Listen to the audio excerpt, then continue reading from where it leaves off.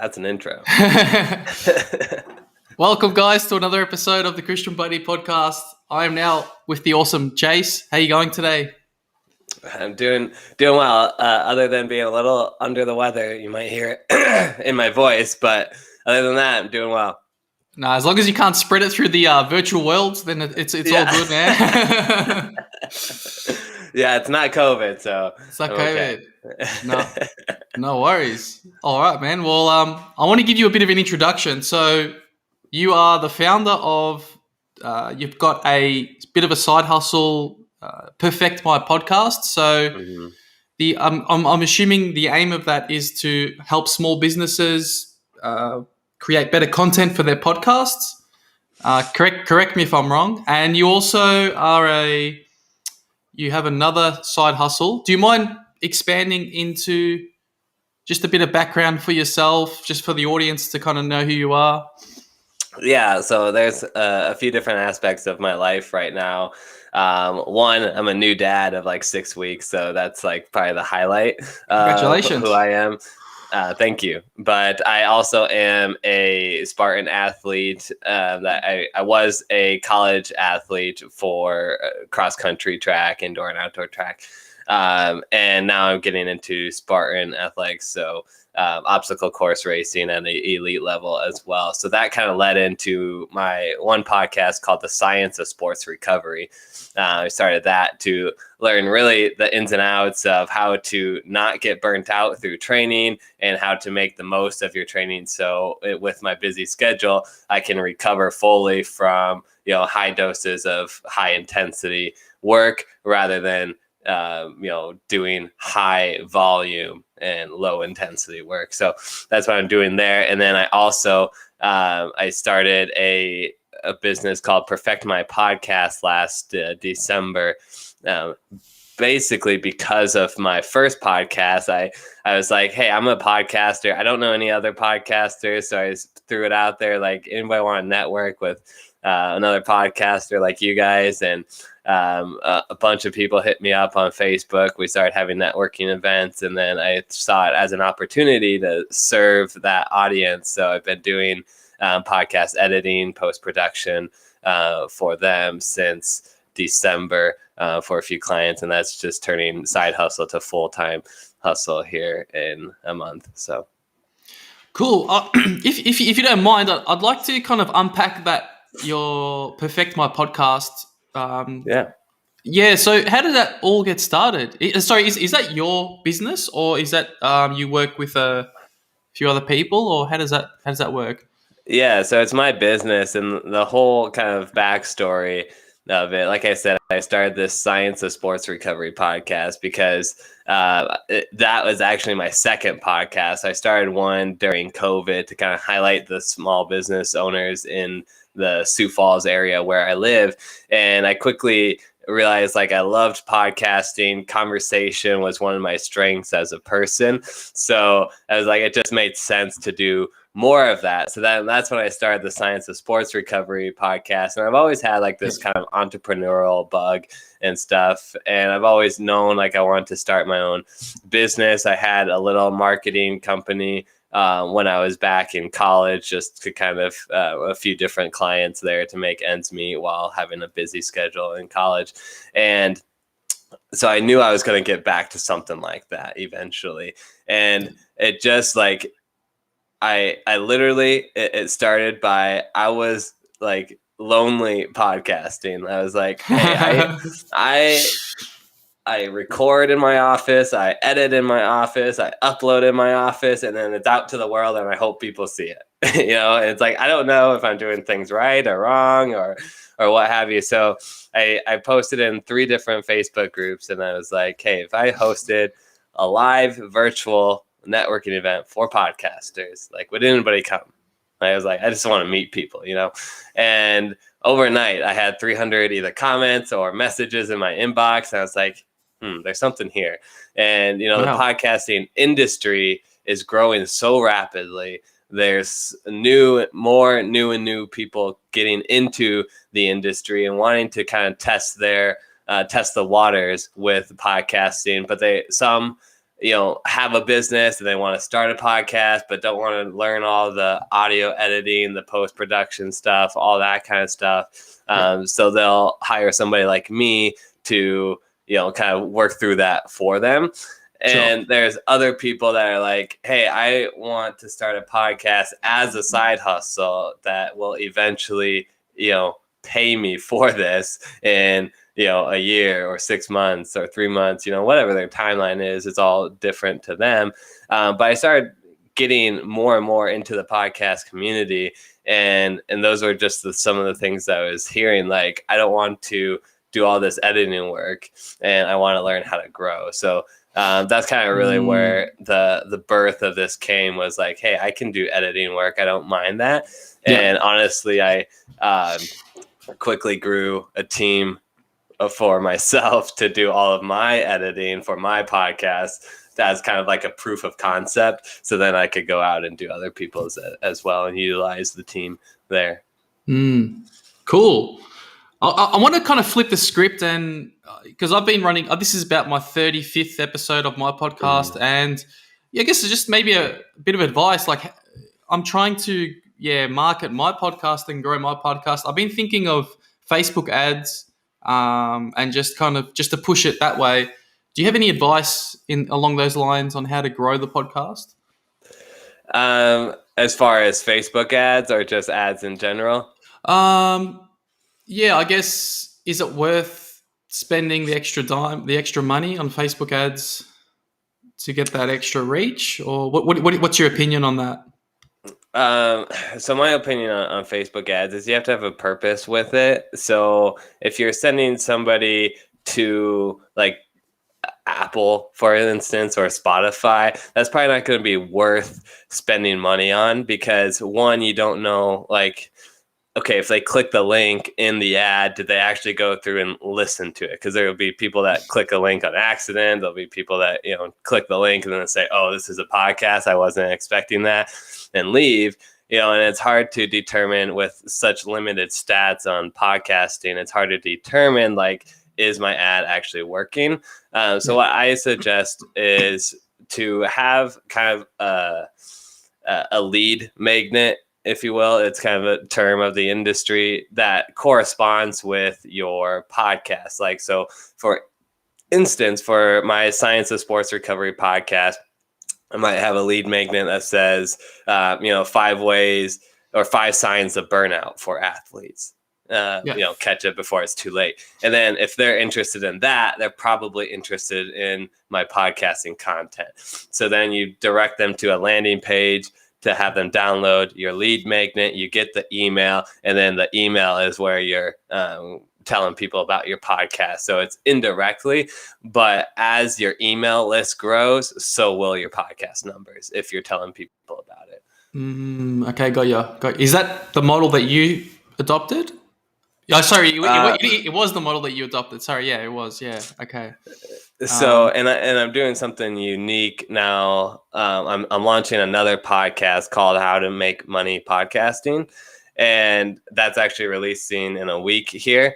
And what my strategy here, so I've been hosting these networking events, and so I've been getting emails from that of podcasters. So I kind of have a small email list built up already. But now I'm actually hosting a live virtual event, Podcasters Growth Summit is what I'm calling it, at the end of April. We already have 200 registrants. We're on track to get about 1,000 registrants for that. So now I'll have 1,000 email lists that I'll tell about my podcast when it launches, and have that. So it'll pay for itself. The summit will, by sponsorships and affiliate commissions and that kind of stuff. But then it's also building an audience for my podcast, because I know if you're going to a summit about podcasting, you're probably interested in making money from your podcast. So that's another way that I have done, and you get a lot cheaper emails that way. You can spend $1.25 per email on that, rather than trying to spend $1.25 for maybe a listen. Right. Okay, cool. That's definitely going to take some of that on board, because I guess I'll just give you a bit of context. So I've kind of started this podcast, and I'm just Mhm. basically live streaming. I think my mum and my dad are probably the only. I've got like they're the only massive fans at the moment, you know. So I mean, a few Yeah. friends here and there, but I really want to push the growth of this podcast, and I think I'm going to start implementing a few new things. So, but I'd definitely be interested in joining you in that that summit, or I'll definitely be interested in that because I feel like I'm not doing everything right. I feel like I'm missing a few things. I don't know. I feel like I'm the Well, editing. here's the secret for you, Kristian. You'll always miss a few things. You're never gonna get it Yeah, 100% right. You know, yeah, you're that's just right. you're gonna get it more right than you were before. Yeah, for sure. All right. Let's All right. So when does the podcast summit begin? Like, you kind of pushing it out soon, or Yeah, April 23rd and 24th is when it begins. We have 11 sessions every hour on the hour, 3 or 4 on that Friday, which would be Friday United States time. It'll probably be like Saturday morning in Australia. Yeah. And then we have like 6 or 7 hours of content lined up for Saturday Central Time here as well. It'll be one speaker on a certain topic. We have topics everywhere from like voice health and microphone technique to how to build a mastermind from your podcast to make 6 figures a year with that as well. So, a ranging of topics of kind of the basics to, overarching like what's possible with a podcast. And we will also have live Q&A sessions with every speaker as well. So you'll get the chance to, type in your questions and potentially come on stage. And then we have some really good sponsors that are partnering with us to get some good deals too. So you can come and utilize that, some summit only deals. So cool. It'll be fun.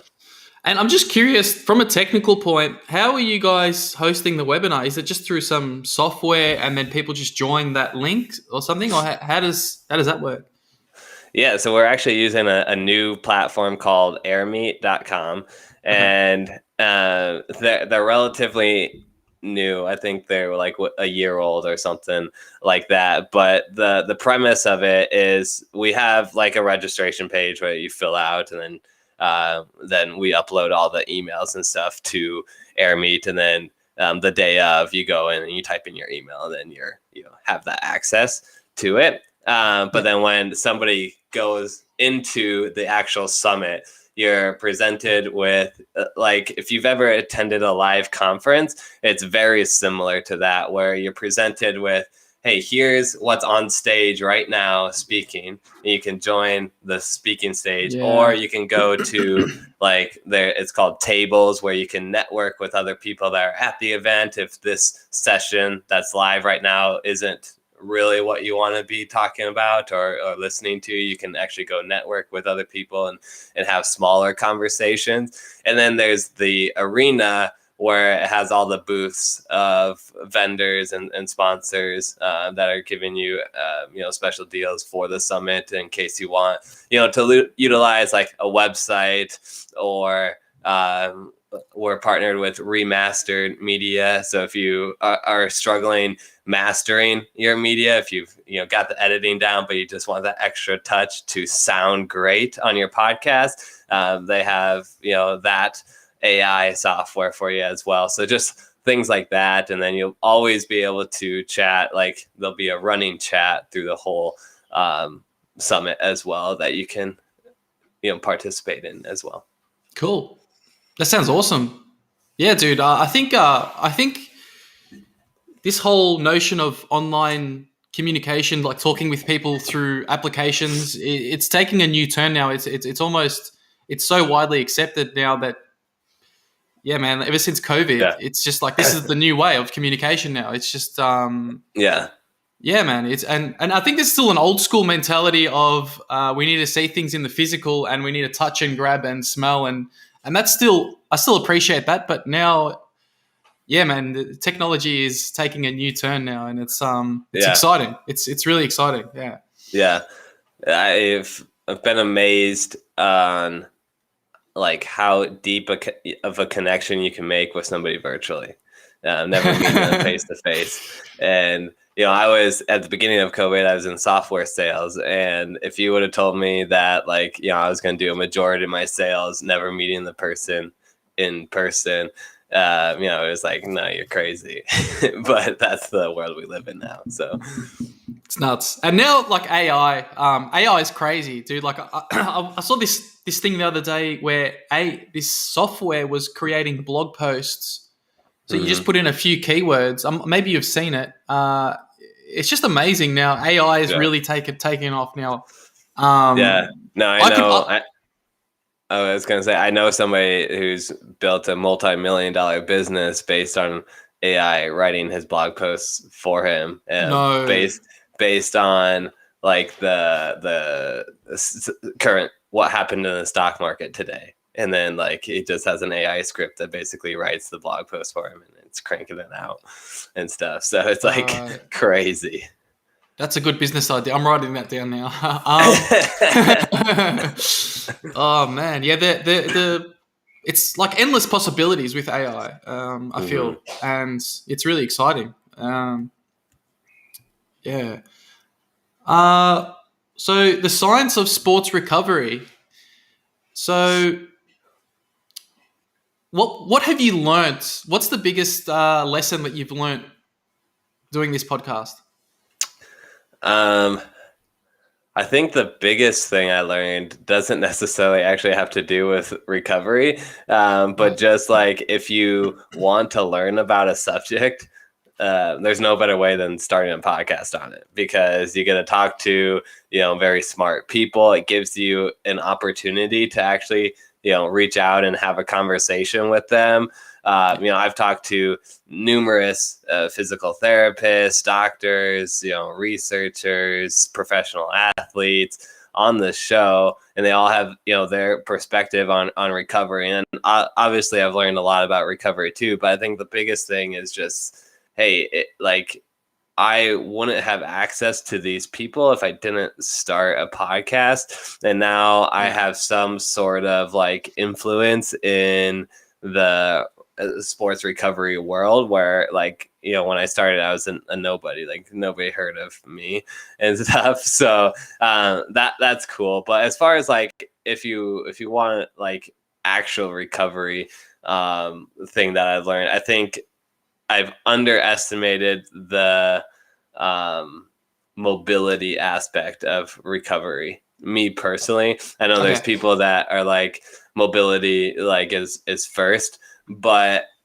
I was a runner and all I had to do was run straight. So my arms went like this, in a forward motion. My legs went in a forward motion all day, every day. And I had no like strength or range of motion in any other motion besides that.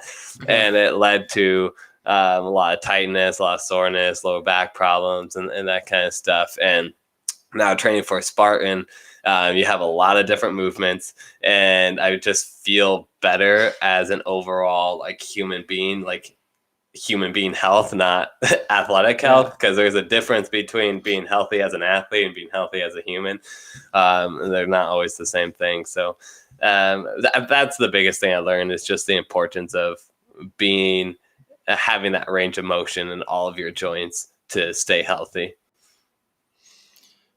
Cool. So mobility. So it's almost like another word for flexibility, or is that? Would you say that, or just yes like a no. range of motion? Yes and no. Yeah. Okay. Yeah. So flexibility. At the core, they're kind of the same thing. But when I think of flexibility, I'm thinking like, how far can I, stretch in one motion? Whereas mobility is like how, towards its proper range of motion, because you can be too flexible. I get ya. I feel it. Yeah. But the range of motion is more like, or mobility is like, I have the proper range of motion in my joints. The way I see it. Okay. What are some practical ways that people can become more mobile?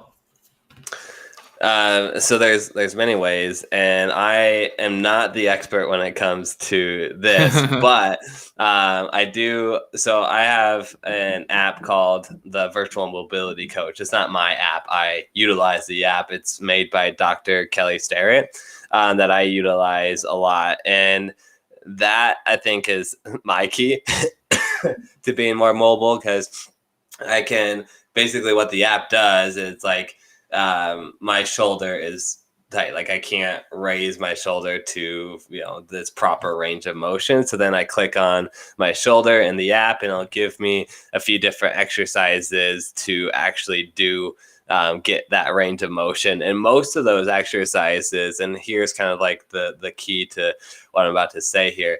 Most of those exercises aren't your typical like stretching.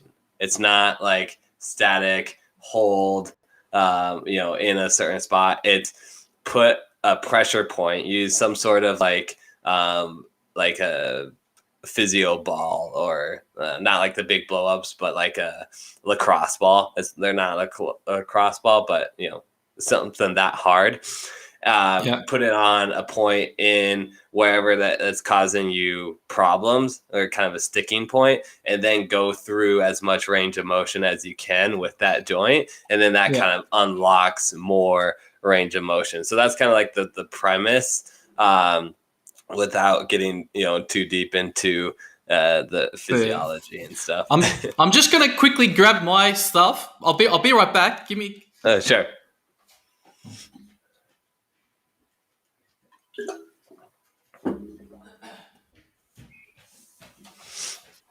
All right. So this is part of my recovery. So I usually roll on this. So for those listening, it's like a cylinder type of thing there. So it's got like ridges, good for the back.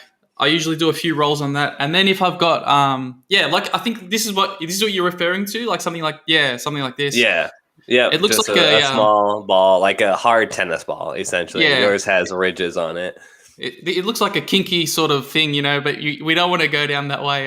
It's like it's definitely used for recovery only. Yeah. So Yeah. And what do you think of like ice baths or cold showers or things like that? Are you an advocate of those, or?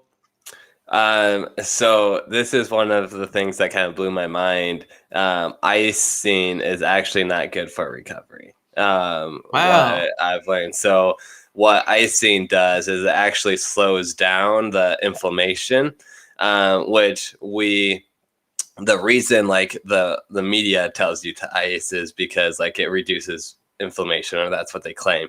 But studies after studies have shown that icing doesn't actually reduce the inflammation. It just delays the inflammation, which is good because the inflammation is actually what's healing the joint or the muscle. So you want the inflammation to come. What the issue is, it's the swelling that the inflammation causes. So as they have this waste product, so I'm not going to use actual physiology terms. I'm just going to use an analogy here. But they have a waste product that comes from the inflammation. And that's what really causes kind of that soreness, because it just sits there and doesn't have it doesn't return back to the body. It just kind of sits in the muscle or the joint. So that's really like to recover faster. That's what you want to get rid of. And icing doesn't get rid of that. It just delays it. So I'm not for icing when it comes to trying to recover from a workout or an injury.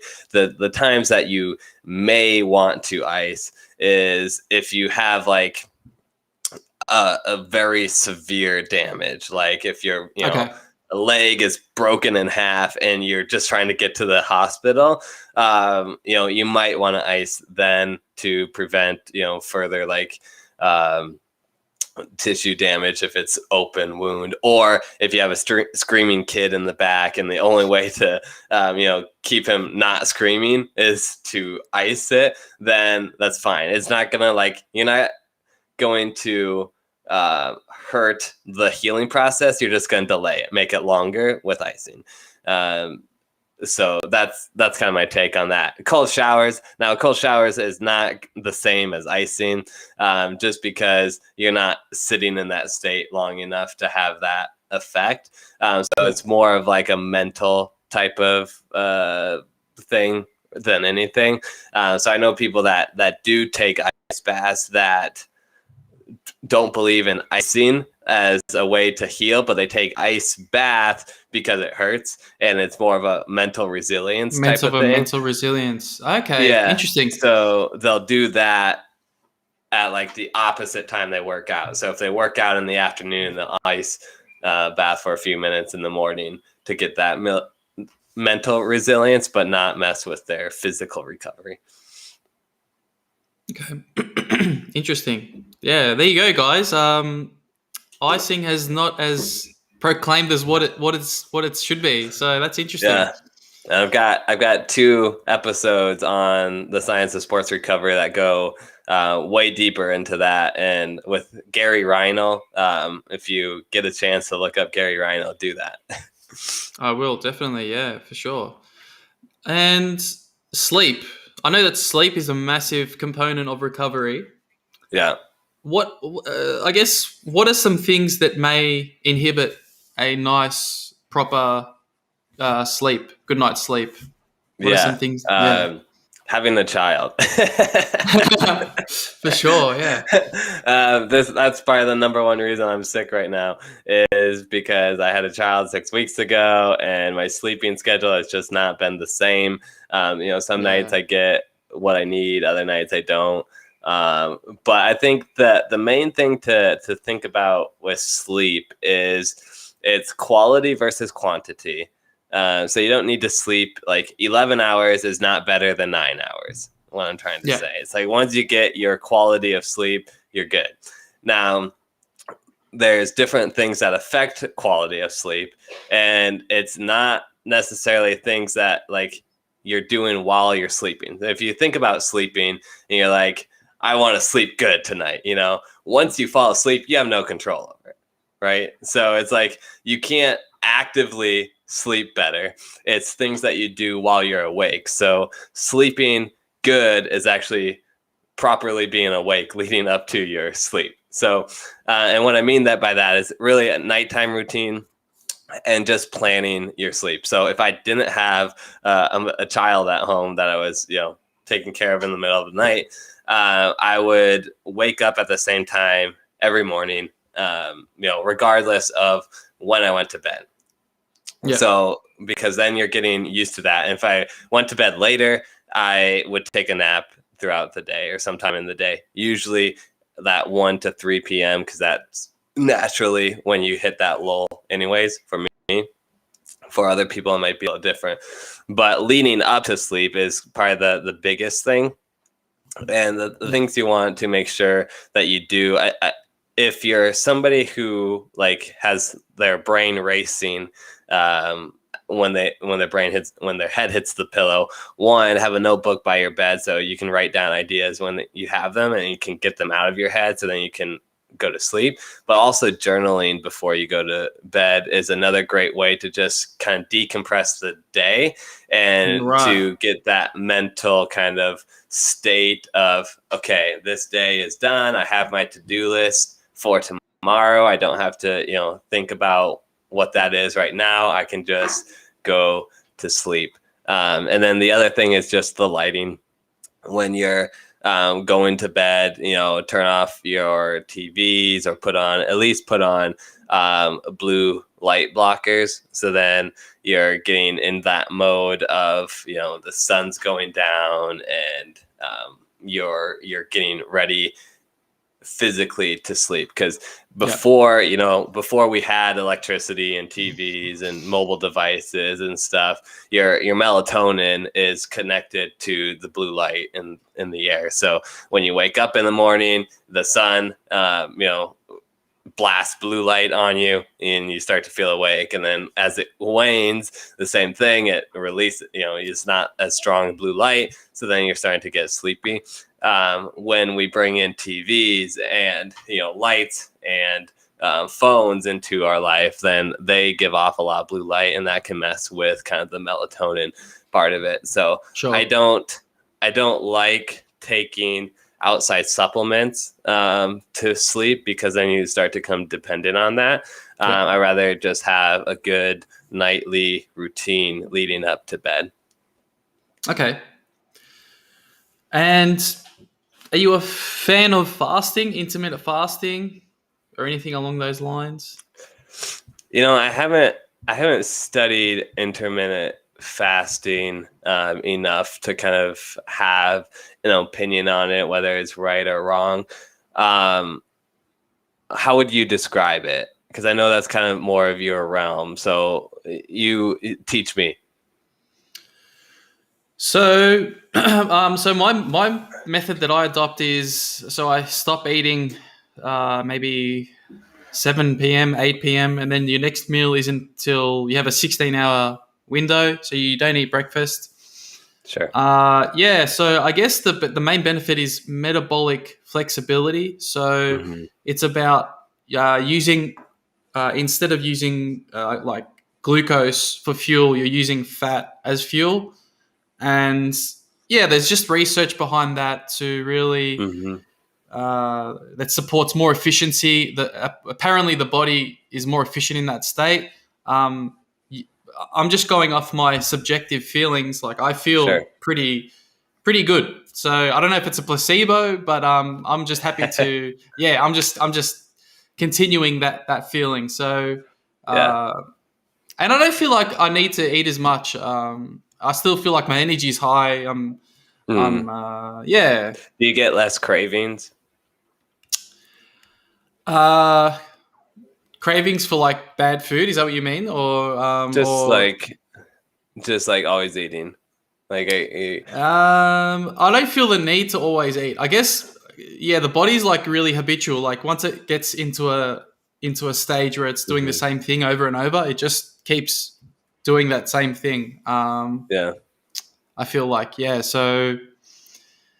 I highly recommend it, not only for weight loss, but just for clarity of mind. Like, it's really good to sharpen the mind up, and it's good. Yeah. So I would definitely agree with like setting boundaries on when you eat, because you don't want to eat, like, say you go to bed at 9:00, like having ice cream at 8:30 is not, ideal, because you have to digest that. And then, it's going to give you this energy that you need to not have when you're falling asleep. So like, part of the night routine is definitely setting a boundary of like, okay, no more, nothing but water after this point.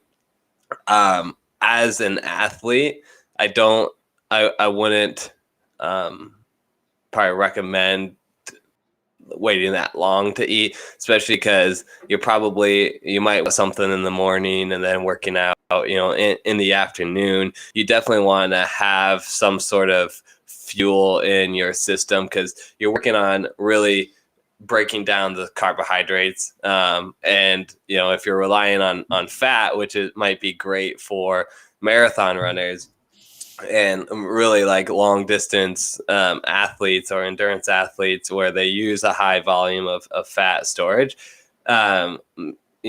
maybe intermittent fasting before actually getting into your training block or schedule might have some benefit if it does increase like your efficiency of fat burning. But you're gonna go through so many calories throughout the day that I would just worry about you bonking rather than getting the nutrients in your need. If you were going to try it as an athlete, I'm like, so I come from a point of view as an athlete, obviously, and a lot of people I talk to on my podcast are athletes. So I always suggest like trying things, if it's not gonna harm you, you can try it. And if Yeah. that's something that you'd want to try, I would definitely plan your workouts then to be within that like 8 hours that you're actually eating and consuming. So maybe you start consuming, something very light, and then an hour or two later you go for your workout. And then, the last 4 hours of your eating window, like you're just eating a ton, because then that's when your body is most receptive to actually recover from the workout and needs that nutrients to do that. Otherwise, it'll do more damage. Yeah, for sure. Yeah, I'm not sure what the studies show regarding like athletes and fasting. I know that there's an idea like train low, compete high in glucose. So yeah, I think it's still mixed. Like it's still a lot of mixed reviews regarding that. But yeah, man, like I'm not really competing on the track or the field, so I'm using it for, I guess, productive means, for lack of a better word. Yeah, so no, it's cool. All right. Well, what's I guess so you're in the domain of track and field. So what are some of the recovery methods that you were using that in the track and field after your events? Yeah. So I'll kind of go through like what I was using in college and what I've learned from those methods now. So the foam roller that you brought out, the cylinder with the lugs on it, I did use those as part of the recovery routine. Now there's kind of mixed reviews on how well they actually work, and now, but I think there's the right way to use them and kind of the wrong way. The wrong way would just be like mindlessly rolling on it. Like if you're going to take your hamstring and just going back and forth on your hamstring, that's probably not the best way to utilize one. But to really get in deep with the spots that are causing you kind of either impingement or lack of range of motion, it kind of goes back to that mobility piece, that it should be a tool to increase mobility. But you don't want to do it at the expense of inhibiting the muscle. So as you roll back and forth, then you start to get the muscle where it doesn't fire as properly. You're kind of damaging it, for lack of better term, but you're supposed to. The idea is that more blood gets to the area, and then it heals, better, because blood equals healing. But what I've learned through some interviews is that if you're going to like do the blood theory of increasing blood flow, is like just get moving, be active rather than sitting down and rolling out. You'd be better at doing some sort of dynamic warm up or cool down, going through dynamic stretches. And when I say dynamic stretches, all I mean is moving through a range of motion in a way that is going to increase the boundaries of your range of motion. So if you're walking with your knees to your chest, you're also pulling up your knees, so they're increasing that range of motion and that kind of stuff. So I did do that in college. I didn't do it right in college. Another thing that I used is tart cherry juice. So tart cherry juice has polyphenols in it that's supposed to aid in the kind of breakdown of inflammation and that kind of stuff, and make you less sore. And that they actually have a lot of research on that's been proven to be effective, at least in non-elite individuals. The problem when it comes to research is it's hard to research the elite athlete. It's easier to research like the common population. So and this was actually my first episode on the Science of Sports Recovery, was about tart cherry juice. And basically the guy that I was talking to, Dr. Tom Clifford, his stance on it was that it definitely will help with novel exercises. So if you've never ran in your life and you're going to go out and do 3 miles, you might want to down some tart cherry juice before and afterwards to help with the soreness afterwards. If you've been running, for the last 10 years and you go out and do, a fast 5K, it may not help as much. So that's like a tart cherry juice. Some other things that I've used is just those balls that you had brought up with the, kind of tennis balls, lacrosse balls, therapy balls, those types of stuff. And those were kind of the main things. Fortunately, I was never a big component of icing in college because I was like, I don't like the way it feels. I don't like how I feel afterwards.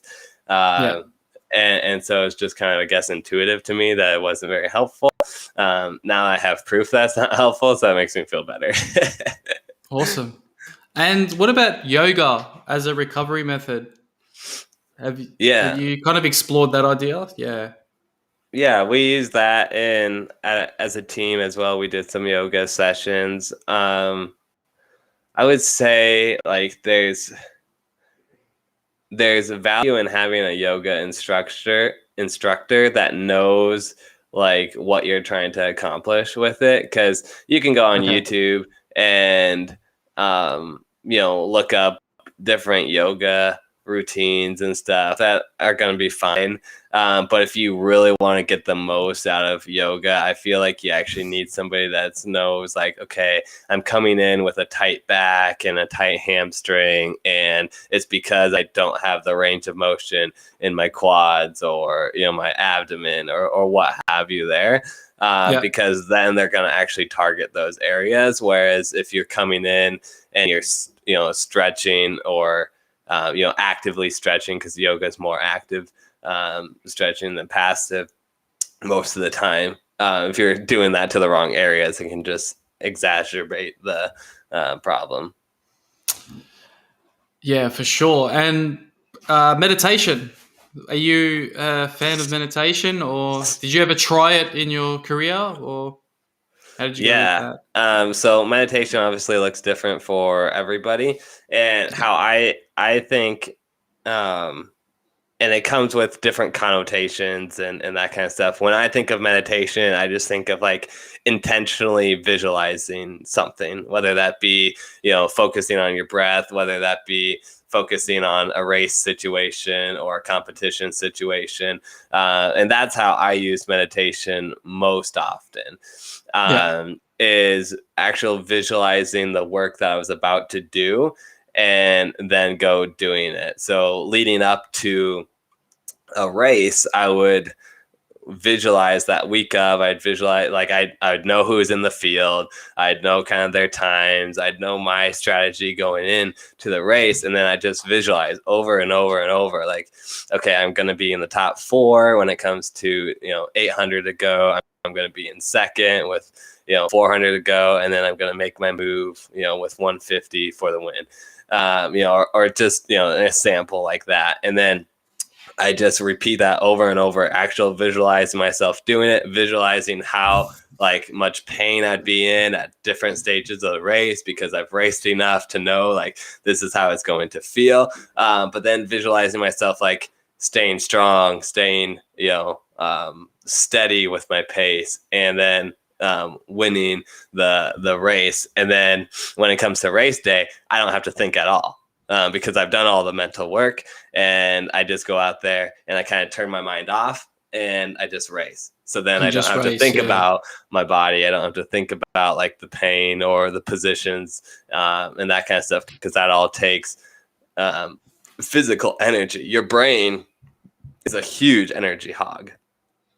Like huge energy hog. So if you have to use your brain during the race, like you're at a severe disadvantage. So that's one of my things. It's interesting, because if you're not using your brain, you're not really making that conscious decision. Then what are you using? In that you're almost like in this this flow state. I know it doesn't really sound. Sounds a bit airy fairy, but Yeah. What do you think of that? Because I definitely, yeah, like I know running, if when you're in your breath, when you're in the moment, you're so present. There's almost this element of dissipation, like you disappear as a human being, and you just go into this realm. Yeah. What's your take on that?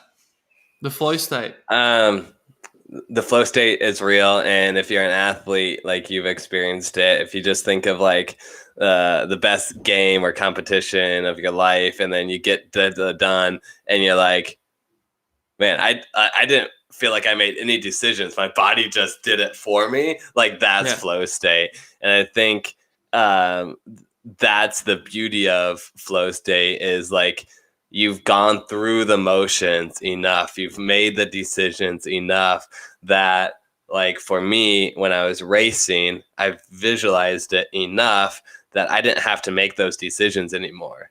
And then there's races that I would come out of flow state or never get into flow state based on what happens prior to the race or just where I'm at with life at that point.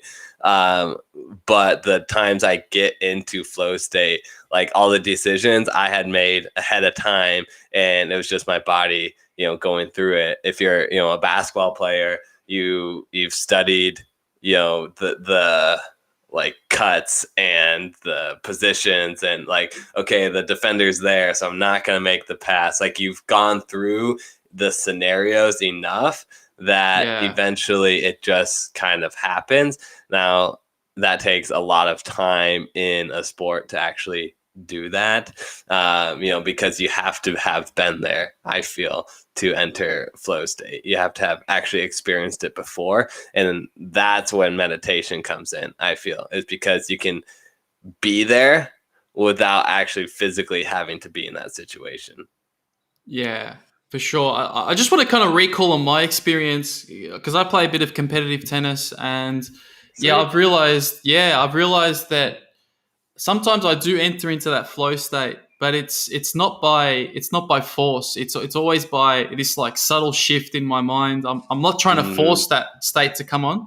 I just kind of enter into it, and I compare it much like walking a tightrope. It's almost like this balancing act that you're doing with your mind, where you're staying stable, and that's if I was to describe it in words, what the actual mental act is. That's the best way to describe it in words. Yeah, it's like balancing that tightrope.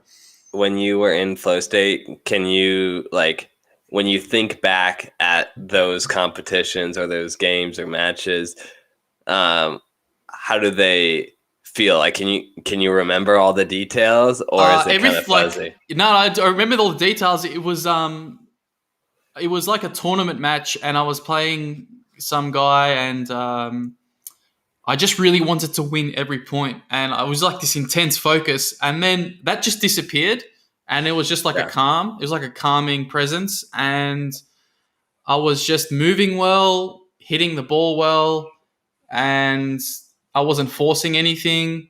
I wasn't thinking. Like usually I think a lot on the court. Where am I going to hit the ball? But I was just like so present, and it was beautiful. It was it was really a nice experience, pleasant experience. Yeah, it's kind of like sleeping. In our conversation earlier, where you can't force the sleep. Like you can't be in sleep and then say, I'm going to sleep harder. It's what you do leading up to, the competition that can help you get into flow state. But at the end of the day, it's something you just got to let happen and you can't force it. Yeah, it's so true. It's almost like an analogy for life. Like you can't. It's very difficult to will things or force things to come in existence. It's almost you effortlessly let things come to you almost. Yeah. Oh, shout out to Stock Omelette. We got our first comment. The Zone. All right, sweet. Someone just commented. Zone. Yeah, I'm stoked because usually I don't get many comments on this channel, but I'm stoked for that one comment. So shout out to the name too, Stock Omelette. Oh, that's awesome, dude. All right, well, man. Like, so just to like unpack your field career. So you were in track and field, were you? Or Mhm. what was the Yeah. specific thing that you were doing? So I ran. I started cross country my fifth grade year. So back in, I don't even know how old I was, but junior high basically, and then led into high school. I was kind of the mile 800 was kind of my specialties, and I was number 2 in the mile in South Dakota, my state, in my senior year in high school. And then I went to the University of Sioux Falls and continued to run the mile. And there was a little bit of a shift when I went to college, because in South Dakota, there's not a huge like competition field. It's not like a high populated area like, New York or California or Colorado, where you have all this competition with really, really talented folks. In South Dakota, you get 1 or 2 or 3 that are, pretty good. And then it quickly drops off. But when I went to college, I was like, I was just another fish in the pond. It was like everybody could run a 420 mile. And if you couldn't run a 420 mile, like, you were slow. And that's what I started coming in at, and just kind of worked my way up to a 410 mile is what I eventually ran at my junior year. And I was a quarter of a second off of making nationals. And I was an All-American in the DMR my freshman year. We went to cross country nationals multiple years, and as a team we placed 5th my senior year, which was pretty exciting as well. So that was kind of a brief overview of the whole thing. But my main race and what I did most was the mile. Okay. Well, and I guess we touched on it before, but like, does anything go through your mind when you're racing, or you're just in you're almost in like an autopilot, or yeah, man, like, I'm in autopilot. If I have to think about it, like, I'm screwed. Yeah. What does go through my mind is my race plan. So what I visualize prior to, that is going through my mind. So, for instance, if I just kind of walk you through a very typical championship style race, the whole field will start slow. So you'll have, a few guys that can run a 410 mile. And then you'll have guys that can run 415, 420 and stuff. But if you're a runner, you know that if you're in the lead, it's harder than being in second place or third place, because you have that wind that you're fighting up front. Yeah, the wind, yeah. And it's so much easier to just tuck in behind somebody, even if you're indoor. So whether it's indoor or outdoor, because the wind is still, or the air is still, so you're still cutting through that wind. So most of the time, the pace will go out in like 420, 430, like mile pace. Yeah. And then it'll pick up on the second 800. So usually my race plan is something like going, where do I want to be at 800? And how far am I comfortable letting the lead go? So am I comfortable starting in last place and then, working my way up? Sure. Am I comfortable, starting in second place and just hanging out until, the kicking starts? Sure.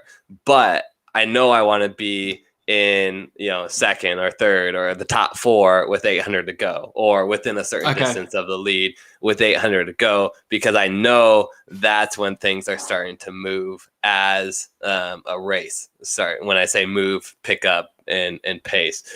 So you'll typically have the people that aren't as good as sprinting at the end, like don't have that top speed, they'll make the moves first. And typically I'll know that going into the race, who's going to, kind of do what and stuff. So you're watching certain people. But then I just key off of that. And then I'll have, I know where I want to be at 800. I'll probably know where I want to be at 400 to go. Yeah. And then I know when I want to make like my final kick. So most of the time, my final kick got less and less as I got older, I started kicking like at 400 or 500 meters to go. And then I quickly realized that you can only run top speed for about 7 to 10 seconds anyway. So it doesn't make sense to start that far back. So what I just started doing, and why I got really good at actually racing people, was I just let them do all the work and make all the decisions. And I really had like one decision, and that was when to go, when to make my final kick, which was typically around that 150, 160 meter mark to go. So I knew like I didn't have to make any decisions with taking the lead or the pace or, anything like that, because I just knew like, oh, I'm going to be in fourth or I'm going to be in second. I'll just do what, everybody else does for pacing. So that's kind of what would go through my head. Yeah. So just correct me if I'm wrong. So it's a 1 mile event, is it? So indoor it's 1 mile, or 1609 meters, and then outdoor it's a 1500 meter. Yeah, because I'm just trying to think, like, with your running, it's almost like a combination of would you say like anaerobic, or because that kick you're pushing, you have to have a lot of strength, but I guess when you're pacing around, you're almost you're not. Yeah. So the 800 meter is like the first race that you actually have to rely on some aerobic capacity. And then, but the mile is almost a split, like 50-50 of aerobic capacity versus anaerobic, because you're running at such a high speed. I mean, to put it in perspective, if you don't know what in Australia, do you go by kilometers or by? Yeah. Okay. Okay, so this, if you're listening, you'll have to convert this because I'm not familiar with kilometers. But if you would go like 14.8 miles per hour, like that's how fast a 410 mile is. So just most treadmills won't even go that fast. But if you find a treadmill that would go that fast, like just get on, hop on, and you'll kind of see like just the speed that is. Okay. All right. Moving on, we've got a question from one of our viewers. Let's see, has this come up? Stock Omelette. Enjoying the stream, lads. What do your meals look like a night before a big race or a big tennis match? So maybe you can hit that first, Jase. Yeah. Yeah. So the night before, I didn't worry too much about the night before, depending on when the competition was. So if it's right away, like 9, 10 a.m. in the morning, then I'd pay more attention to kind of my meal night before. And I'm going to eat to like, I'm full, but not overstuff myself, because I don't want that to, mess with me in the morning. I would typically have something that wasn't greasy, that wasn't, going to cause a lot of indigestion, like burgers and fries, or, lots of pizza and stuff. But I wasn't too picky on what I ate the night before, as long as I've had it before in my life. At that point, I was not going to try anything new. So there's that. The thing that I was pretty religious about as far as meals before a big competition is 4 hours, 3 to 4 hours, depending on, when the competition was. I would have 1.5 to 2 peanut butter and jelly sandwiches. And I have that every single time before a race, because I knew that my stomach, like I'd get to the race and I'd feel good. Like my body would just feel good. I didn't have any indigestion, and it was something that I knew worked, and I just stuck with it. And I know it has the carbs and it has, some of the proteins with it. So like I just use that every single time. 2 peanut butter and jelly sandwiches. Oh, the peanut butter. Oh, I love it. That's great. I guess flipping the script and moving into the tennis world, like I just eat I guess the night before I'll make sure protein, carbs. I'm not a vegan I am a carnivore. So I'll have maybe a steak or something. And then the day of, I always eat 2 hours before a match, and I'll have oats. I don't want to be feeling too heavy. And I feel like I try and reach that stage where I'm not super full and I'm not famished. I'm not hungry. I'm like in that happy medium zone. So I can still move around the court. So yeah, that's thanks for the question there, Stock Omelette. Appreciate it a lot. I have had some of my best races when my stomach was growling before the race. So there's that. Not that there's any science to that, but I'd rather be hungry than too full. That's right. Yeah. Yeah. Oh, well, on that note, Chase, I think I might call it quits, finish the podcast. It's been awesome speaking with you. Learned a few things. Hopefully the audience have learned a few things as well. So yeah, it's been fun. Thanks for having me. No worries. And how can if people want to get in touch with you, how can people connect with you? What's the best way? Yeah, so the best way is go to my website, www.scienceofsportsrecovery.com. That's where you'll find all my podcasts, that kind of stuff. Otherwise, you can, if you wanted to know more about podcasting stuff, if that's more of your realm, you can email me at jase@perfectmypodcast.com. Those are the two best ways. I would say Instagram, but for whatever reason, Instagram kind of like hacked, or somebody hacked my profile and took it down. So I'm in the middle of getting that back up and going, but that's where I would post most of my workout stuff and things that I'm learning from the science of sports recovery. So for now, just go to my website. Eventually I'll have Instagram again. So if you're listening to this in the future, I'll probably have Instagram, and it will either be JAECHEESE, JAE cheese is my handle if I get it back. Otherwise, I'll have to make a new handle. I'll just use jase.craft. Awesome. Damn you hackers. You bloody taking over. So annoying. No worries.